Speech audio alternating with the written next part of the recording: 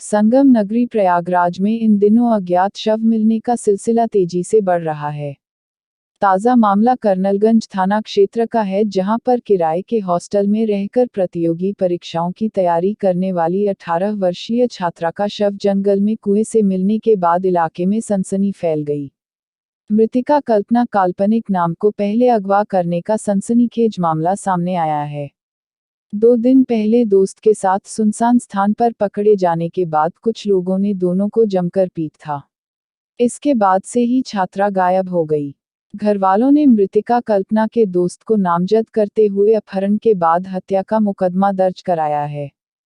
Karnalganj police नामजद 3 अभियुक्तों को हिरासत में लेकर पूछताछ कर रही है। मूल रूप से सराय ममरेज थाना क्षेत्र की रहने वाली छात्रा कर्नलगंज थाना क्षेत्र के सलोरी इलाके में गर्ल्स हॉस्टल में रहकर पढ़ाई कर रही थी। वह ईश्वर शरण कॉलेज से बीए की पढ़ाई कर रही थी। उसके साथ ही आजमगढ़ का रहने वाला अमन सिंह राजपूत भी पढ़ता है। वह भी गोविंदपुर में ही किराए के कमरे में रहता है। पुलिस की पूछताछ में यह बात सामने आई थी। अमन सिंह मृतक कल्पना का प्रेम प्रसंग चल रहा था और इसी प्रसंग में युवती की हत्या कर शव को कुएं में फेंक दिया गया। फिलहाल हत्या वाली जगह से कई आपत्तिजनक चीजें भी पुलिस को बरामद हुई हैं। यह आशंका जताई जा रही है कि युवती के साथ कई लोगों ने सामूहिक दुष्कर्म किया और इसके बाद हत्या कर दी। फिलहाल पोस्टमार्टम रिपोर्ट आने के बाद पुलिस आगे की विधिक कार्रवाई की बात कह रही है। हम पूरा जिला छोड़ के चली जाए। मैडम कुछ भी कहीं ना हम समझा नहीं, हम कहते मैडम हम समझा तो ही।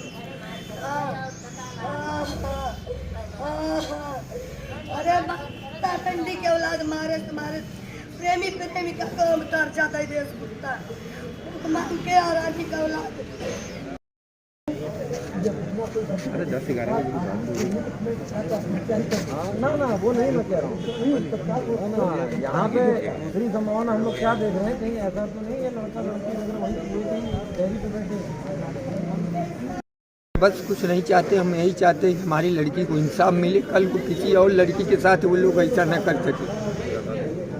ऐसे मिली सर, हम लोग गांव में रहते थे, यहाँ लड़की रहती थी, फिर बाद में वो गई थी आए तो उनके रूप पार्टनर थी, वो फ़ोन करके बताई, हम लोग आए और सर लोगों को रिपोर्ट लिखाए। हमारी रिपोर्ट लिखी गई और फिर कार्रवाई हुई तो उसकी डेड बॉडी मिली और उसमें अमन सिंह जो है वो पकड़ा गया है। कब से गायब थी? 22 तारीख से। क्या चाहते हैं आप? हम यही चाहते हैं कि हमारे लड़की को इंसाफ मिले, हमको इंसाफ मिले। बात ये थी कि जनरली हम लोग क्या करते हैं, उनके पिताजी सुबह फ़ोन करते हैं उसको उठाने के लिए कि उठ के पढ़े। ठीक है, तो उस दिन उन्होंने फ़ोन लगाया तो फ़ोन स्विच ऑफ था।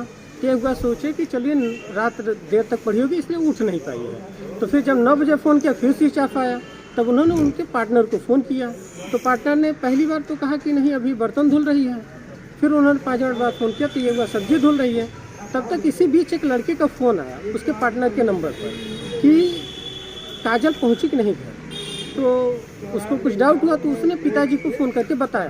तो उसके पिताजी भागे आए तो उस नंबर पे जब कॉल किए तो वो नंबर जो उठा रहा था तो वो कह रहा था अभी हम 5 मिनट में आ रहे हैं, 10 मिनट में आ रहे हैं, बार टरकाया जा रहा था। ये लोग इस समय डिग्री कॉलेज सामने खड़े होकर के सारी बातें कर रहे थे कि जल्दी से आ जाता तो चल जाते, तो वो नहीं आया। तब तक हम लोग भी पहुँच गए, हम लोग को सूचना मिली, पता बहन ने फ़ोन किया। फिर जब हम लोग चौकी पर गए तो उन्होंने उस लड़की को फ़ोन किया तो कह रहा है कि हम अपना पता वता बताया कि हम आजमगढ़ के रहने वाले हैं, हम गोविंदपुर में रहते हैं। तो ये हुआ चले आओ चौकी पर, कह रहा है कि नहीं आएंगे। तो दरोगा साहब कहे कि नहीं आओगे तो उठा लेंगे, कहे जो फाड़ना है हमारा फाड़ लो, नहीं आएंगे। फिर उसके बाद हम लोग आए यहाँ पर तो चौकी इंचार्ज ने कहा कि आप लोग चाहिए थाने पर। हम लोग थाने पर भाग करके आ गए। तो यहाँ पर हम लोगों ने उनकी रिपोर्ट लिखवाई। तो उस समय जो सब थे वो काफ़ी एक्टिव थे कि अभी हम करेंगे, जो जल्दी से जल्दी हम कर लेंगे। तो उसके बाद पता नहीं हम लोग बैठे थे किसका फ़ोन आया, फिर वो निष्क्रिय हो गए। तो उन्होंने से हम लोगों से कहा जाइए चौकी पर। जब चौकी पर गए तो वहाँ पे लिखा पड़ी हुई।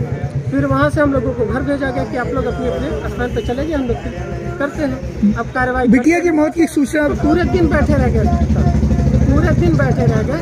शाम को हम लोगों को लगभग 9 बजे हम लोगों को पता चली कि वहाँ पर एक लाश मिली है। तो हम लोग वहाँ गए, हमारे बहनों दोनों लोग गए तो वहाँ तो वही बहन छठी क्लास मिल गई। बरगलाया जा रहा है, हमें समझ में नहीं आ रहा कितने लोग अरेस्ट हुए हैं। कल तक 4 कहा गया था, आज 3 कहा गया, और कौन कहा कोई पता नहीं है। 24 तारीख की शाम को एक सूचना तहरीर मिली थाना कर्नलगंज पे, जिसमें इस बात का उल्लेख था कि एक बच्ची जो प्रयागराज के ही जंगई क्षेत्र की रहने वाली और यहाँ पे रह के पढ़ाई करती थी, उनके साथ में 2-3 और बच्चियाँ रहती थी। वो घर से एक अमन राजपूत नाम के लड़के के नाम लिया, जहाँ पे कह करके वो निकला उन्होंने, और उसके बाद वो वापस नहीं आई है। और इस आधार पर अभियोग पंजीकृत करके तत्काल टीमें लगाई गई 6, और वो सभी टीमें सक्रियता से काम शुरू किया गया उन पे। परिवार के लोग भी साथ थे और काफ़ी कोऑपरेट किया उन लोगों ने, और उन लगातार प्रयास से फिर बाद में वहीं पास पे ईश्वर शरण में एक कुआं है जहाँ पे डेड बॉडी वहाँ से फिर रिकवर की गई। ये भी रिकवरी में थोड़ा सा टाइम लगा। अमन से गहनता से जब पूछताछ की गई तो उसने इस बात को बताया कि वहाँ हो सकता है। फिर वहाँ पुलिस गई तो रिकवर किया SDRF वगैरह को बुला करके। डेड बॉडी को पंचायतनामा भर के PM के लिए तत्काल भेज दिया गया है और परिजनों की तहरीर पर अभियोग पंजीकृत कर लिया गया है। जो आरोपी है, प्रथम संदिग्ध है, उससे गहराई से पूछताछ की जा रही है और उसके आधार पर जो भी चीज़ें आती हैं उस हिसाब से सख्त कानूनी कार्रवाई करेंगे इनके खिलाफ हम लोग। जो लोग बीच में अगर इसके अलावा और भी शामिल होंगे तो उनके खिलाफ भी। अब हम PM कराने पर जा रहे हैं और जैसे ही पोस्टमार्टम हो जाता है हमें वो डिटेल मिल जाता है पोस्टमार्टम रिपोर्ट, उस हिसाब से आगे की तय करेंगे। उसमें और उसके साथ के जो लड़के जो हैं उनसे भी पूछताछ की जा रही है और बताया ना आपको कि जिनकी भी संलिप्तता होगी वो सबके विरुद्ध कठोर कार्रवाई की जाएगी। पोस्टमार्टम हो रहा है, जैसे ही हो जाता है तो फिर क्लियर हो जाएगा। ठीक।